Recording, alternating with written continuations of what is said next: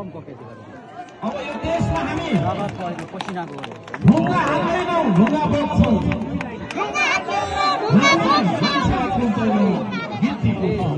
हामी अरूको खुट्टा तान्दैनौँ। हामी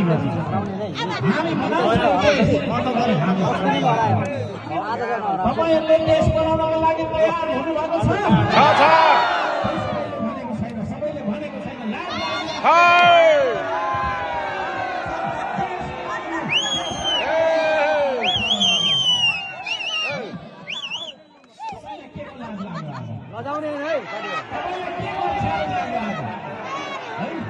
हामी कोही कसैले मुर्दाबाद भन्दैनौँ, सबैले देश सबै मान्छे जिन्दाबाद हो।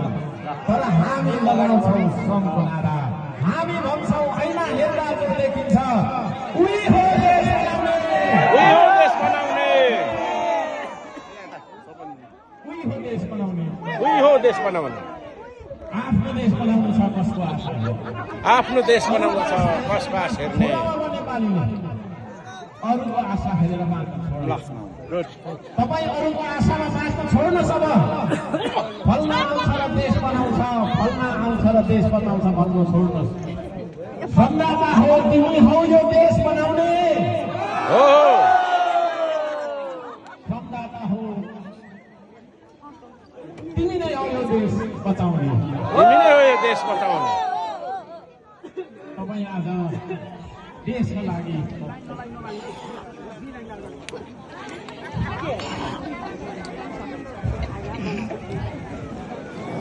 खमान बाबु बाबु भाइयो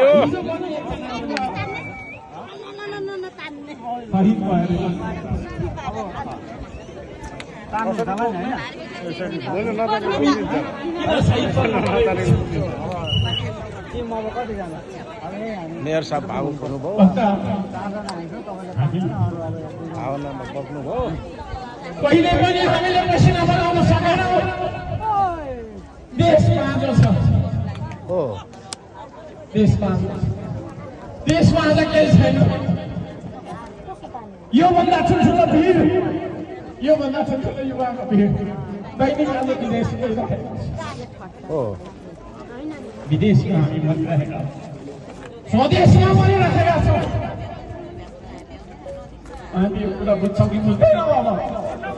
बुझ्छौँ बुझ्छौँ। अब यो देशमा कोही कसैको रगत नबगोस्। म चाहन्छु यो देशको सिर्फ पसिना बगाउनुपर्छ, हो पसिनाको क्रान्ति गर्नुपर्छ। अब हामीले एउटा दाजुभाइले अर्को दाजुभाइले, एउटा नेपालीले अर्को नेपालीको रगत बगाएर देश बन्दैन। म सबैलाई अनुरोध गर्न चाहन्छु, झगडा गर्नु रोक्नुहोस्। अब झगडा गर्नु रोक्नुहोस्, काटमार गर्नु रोक्नुहोस्, श्रमदान गर्नु नआउनुहोस्। को नेता बन्ने, को ठुलो बन्ने भन्ने कुरा छोडिदिनुहोस्। हर्कसम्म नेता बन्न खोज्नु।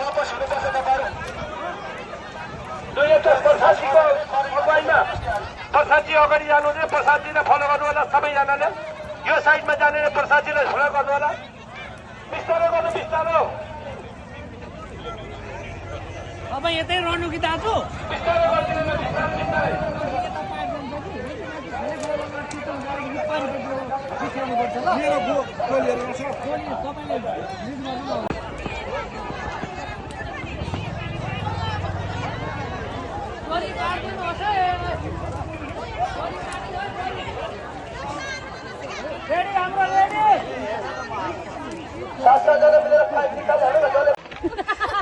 पछाडिको ड्राइभर